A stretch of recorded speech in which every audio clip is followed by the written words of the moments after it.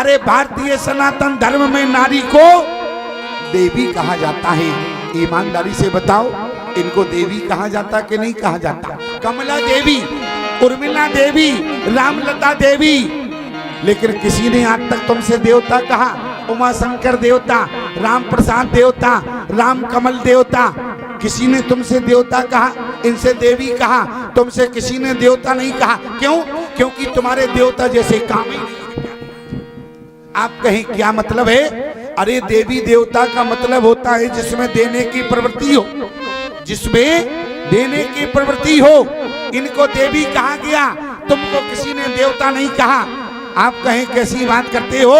इतना बड़ा आयोजन हो रहा है, अरे हम लोगों ने दान दिया तब हो रहा है। अरे यहाँ तो दिया, जरा वहां की दृष्टि देखें, वहां जरा दृष्टि डालें। अगर बाजार में आपसे कोई मिला, उसने कहा बाबूजी आगे बढ़ो, बाबूजी आगे बढ़ो, बाबूजी, आपने क्या कहा? आगे बढ़ो। अरे मांगने वाला कितना आगे बढ़ जाए, अरे हिमालय से टकरा जाए या हिंद महासागर में गिर जाए, कितना आगे बढ़ जाए। और इनके यहाँ माता जी अभी कुछ बना नहीं है, बाबा जी रूखा सूखा ले जाओ, कुआ बावरी मिले वहां बनाकर पा लेना।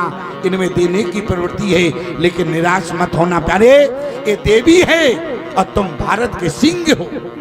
आप कहें कैसे?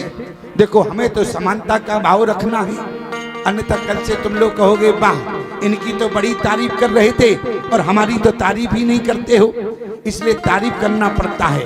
ध्यान देना प्यारे, मैं तो केवल एक निवेदन करना चाहता हूँ। अच्छा ईमानदारी से बताओ, हमारी बात तो छोड़ो, तुम भी इनकी तारीफ करते हो कि नहीं माताओं की? क्यों? जब ये हलवा बना रही हो तब देखो, तुमने थोड़ी सी तारीफ कर दी, क्या मिलेगा? जब ये हलवा बनाती हैं थोड़ी तारीफ कर दिया तो 1 चम्मच घी और हलवा में पड़ जाएगा। क्यों? और अगर तारीफ नहीं किया तो बिना घी का हलवा मिलेगा। और एक बात बतावें, अरे घी का हलवा खाओगे तो गले के अंदर चला जाएगा और बिना घी का हलवा खाया तो गले में लटक जाएगा। क्यों? इसलिए इनकी तारीफ करना। देखो समानता की बात कर रहे हैं, ध्यान देना, ये देवी है, तुम देवता हो। अरे भारत के पुरुषों को सिंह कहा गया है, कभी आपने विचार किया? अरे भारत की देवी, भारत की माता शेर पर बैठती है। भारत की माता शेर पर क्यों बैठती है? भारत की नारी का हाथ शेर के हाथ में दिया जाता, भारत की नारी का हाथ एक गीदड़ के हाथ में नहीं दिया जाता। क्यों? अरे भारत की देवी शेर पर क्यों बैठती है? शेर पर बैठने का कारण है, अरे शेर विदेशियों को चुनौती देता है। अरे भारत की देवी के ऊपर और भारत माता पर अगर आंख उठाई तो शेर तुम्हारी आंख नोच लेगा। इसलिए भारत माता शेर पर बैठती है प्यारी, भारत की देवी शेर पर बैठती है। अरे तुम तो भारत के सिंह हो, ए भारत की देवी, इनको देवी कहा गया। भगवान ने कहा कि शत्रुपा, अरे भारतीय नारी को सम्मानीय शब्द है, देवी कहा जाता है, इसलिए मैंने तुमसे देवी कहा है। शत्रुपा जी बोली वो बात नहीं है प्रभु, जरा विचार करो, आपने मेरे पति को पिता के रूप में स्वीकार किया है, नृपतव तनय होम में आई, आपने हमारे पति को अगर पिता मान लिया है तो शत्रुपा को देवी नहीं माता मानना पड़ेगा। भगवान ने क्या कह दिया? ध्यान देना, भगवान को कहना पड़ा। भगवान ने पहले देवी कहा है, इसके बाद माती विवेके अलौकिक तोरे, माती विवेके अलौकिक तोरे, कबहु न मिटे कबहु न मिटे अनुग्रह मोरे, कबहु न मिटे अनुग्रह मोरे।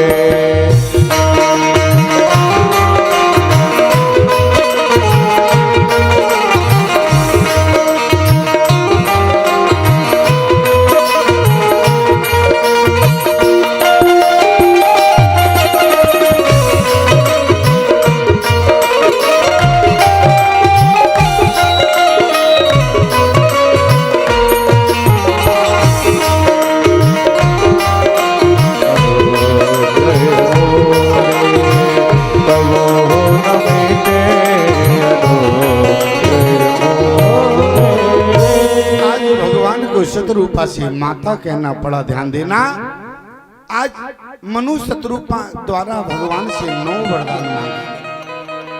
भगवान से 9 वरदान मांगे गए, 9 की संख्या पूर्ण होती है। प्रमाण, पहले वरदान में शत्रुपा ने समर्थन कर दिया, जो बर नाद चतुर नृप मांगा सो कृपाल मोहि अति प्रिय लागा। वरदानों की संख्या है 2। पहले वरदान में समर्थन और अगले वरदान 6। सोई सुख सोई गति सोई भगति, अरे सोई निज चरण सनेव, सोई विवेक सोई रहने प्रभु, ओ हमई कृपा कर दे। अब भगवान से 6 वरदान शत्रुपा ने और मांगे। 6 और 2 8 वरदान हो गए। मनु ने कहा प्रभु शत्रुपा तो बड़ी चतुर निकली, इतने वरदान मांग लिए, एक वरदान और चाहता हूँ। भगवान ने कहा जब तक हम खड़े हैं जितना चाहो उतना मांगो। मनु ने भगवान से कह दिया, मनि मिन पन जिम जल बिन मीना, मम जीवन तिम तुमहि अधीना। अरे जो हमारा जीवन है ना, जैसे मणि के बिना फणी, जल के बिना मछली की जो स्थिति होती है, आपके बिना वो हमारा जीवन नहीं। एक बात ध्यान देना, मनु ही जाके दशरथ बनते हैं। आज लोग दशरथ के बारे में जाने क्या क्या टीका टिप्पणी करते हैं। राजा दशरथ का जीवन देखो। अरे अंधी अंधा के श्राप के कारण, अंधी अंधा के श्राप के कारण आज राजा दशरथ पुत्र वियोग में तड़प रहे हैं। ध्यान देना प्यारे, अरे अंधी अंधा का श्राप तो बाद में लगा, अंधी अंधा के श्राप के पहले तो राजा दशरथ ने भगवान से वरदान मांगा है। मूल में अंधी अंधा का श्राप नहीं है, मूल में वरदान है। इसलिए ध्यान देना, कौन कहता है दशरथ का मरण बिगड़ गया? गोस्वामी तुलसीदास जी से पूछो। जियते राम विदु बदन निहारा, राम बिरह कर मरण समारा। इतना ही नहीं, दशरथ का जीवन सामान्य नहीं है प्यारे। गोस्वामी तुलसीदास जी कह रहे क्या? बोले भाई ना आई ना आवे हो नियारा, भूप भरत जैसे अरे पिता तुम्हारा। इतना ही नहीं प्यारे, आगे क्या कहा है? विधि हरि हरे, विधि हरि हरे सुरपति देशनाथा, विधि हरि हरे सुरपति नाथा। मरे नहीं सवे दशरथ गुण गाथा, मरे नहीं सवे दशरथ गुण गाथा। विधि हरि हरे सुरपति देशनाथा, पर नहीं सब दशरथ गुण गाथा। विधि हरि हरि दशरथ गुण गाथा, वर्णत नहीं दशरथ गुण गाथा। विधि हरि हरे सुरपति देशनाथा, विधि हरि हरे सुरपति देशनाथा। आज राजा दशरथ के बारे में टीका टिप्पणी करने का अधिकार नहीं है। क्यों? जिसने निर्गुण निराकार ब्रह्म को बेटा बना लिया हो, क्या वो सामान्य हो सकता है? अरे प्यारे, ब्रह्मा जी ने तो इतना बड़े संसार में सबको बनाया है, लेकिन ब्रह्मा ने अपने आप को बड़ा नहीं माना। क्या ब्रह्मा पहले से बड़े नहीं है क्या? अरे ब्रह्मा पहले से बड़े हैं, लेकिन ब्रह्मा ने इतने माता पिता को बनाने के बाद अपने आप को बड़ा नहीं माना। लेकिन राम के पिता दशरथ को बनाने के बाद ब्रह्मा ने अपने आप को बड़ा माना है प्यारे। प्रमाण, जिन्हीं भी रची बड़ भयो विधाता, शब्द पर ध्यान दो। जिन्हीं भी रची बड़े भयो विधाता, मैं माँ अवधि राम पितु माता। अरे जिनकी रचना करने के बाद स्वयं ब्रह्मा ने अपने आप को बड़ा माना हो, और आज ऐसे दशरथ पर क्या हम टीका टिप्पणी करेंगे? ये मत समझना प्यारे। आज राजा दशरथ ने अपने मुख से कहा है, कौशल्या तापस वंदे श्राप सुधी आई, कौशल्य सब कथा सुनाई। कथा का मतलब क्या है?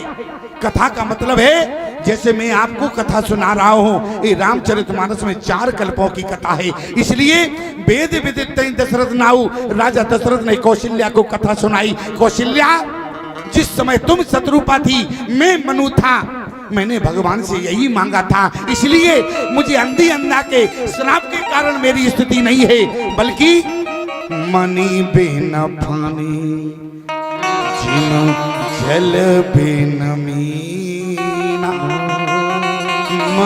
जीवन तिमा तुम ही अधीन। ये राजा दशरथ का चरित्र है। भगवान अंतर ध्यान हो गए और जानकी ने कहा कि प्रभु एक भक्त और है जो आपका तप कर रहा है, तपस्या कर रहा है। भगवान ने कहा देखो सीता, एक भक्त था मनु, नैमिषारण्य भूमि पर मैंने वरदान दे दिया। जानकी ने कहा एक भक्त और है। वो भक्त कौन सा है जरा ध्यान देना प्यारे। वो मनु के मंत्री हैं हरदेव। मनु के मंत्री हैं हरदेव। और मनु के मंत्री हरदेव कहीं तीर्थ में नहीं गए, कहीं जंगल में नहीं गए, बल्कि अपने भवन में ही बैठकर ठाणे रहे के पद दो करैयार साक पल कंदा सुमरई ब्रह्म सच्चिदानंदा। ये मनु के मंत्री हरदेव अपने घर में कैसे भजन कर रहे। मनु ने जिस समय अपनी संतान से कहा कि बेटा राज ले लो, मनु के बेटों ने कहा कि देखो मुझे राज का अनुभव नहीं है पिताजी, मैं राज लेकर क्या करूंगा। मनु ने अपने मंत्री हरदेव को बुलाया कि देखो जब तक राज्य को तुम संभालना, जब तक हमारी संतान को राज का अनुभव ना हो जाए, तुम इन्हें राज्य को संभाल कर रखना, इन्हें राज का अनुभव सिखाना। हरदेव जी अपने घर गए, मनु जी जंगल चली गई। हरदेव जी ने अपनी पत्नी से कहा कि भाग्यवान हमारा भाग्योदय हो गया। हरदेव की पत्नी ने कहा क्यों? बोले मनु जी तो जंगल में चले गए, लौट के नहीं आना है, हमारा भाग्योदय हो गया, मैं जीवन भर धरती का राजा रहूंगा। हरदेव की पत्नी ने अपने माथे से सिंदूर को हटा दिया, हाथों से चूड़ियों को निकाल कर फेंक दिया। अरे बोली तुम्हारा भाग्य खुल गया लेकिन मेरा भाग्य फूट गया, मुझे तुम जैसा पति मिला है। हरदेव ने कहा भाग्यवान कैसी बात कर रहे हो, अरे जीवन भर राजा हम रहेंगे। हरदेव की पत्नी ने कहा जिस राज को तिनका की भांति त्याग दिया है राजा मनु ने, उसी राज को तुमने स्वीकार कर लिया। अरे मनु के साथ तुम भी चले जाते तो मेरा भाग्योदय हो जाता। आज मनु की पत्नी गई है साथ में। यहाँ हरदेव की पत्नी ने हरदेव को समझाया। एक बात याद रखना माताओं, शास्त्र में एक तो पत्नी होती है, दूसरा धर्म पत्नी होती है। पत्नी और धर्म पत्नी में अंतर होता है। पत्नी किसे कहते हैं? जो अपने पति को भोजन के लिए प्रेरित करे। जल्दी हाथ मुंह धो, बढ़िया गरम गरम भोजन बन रहा है, बढ़िया पहले भोजन करो। जो पत्नी पति को भोजन के लिए प्रेरित करे वो केवल पत्नी है, और जो पत्नी अपने पति को भजन के लिए प्रेरित करे वो धर्म पत्नी कहलाती है प्यारे।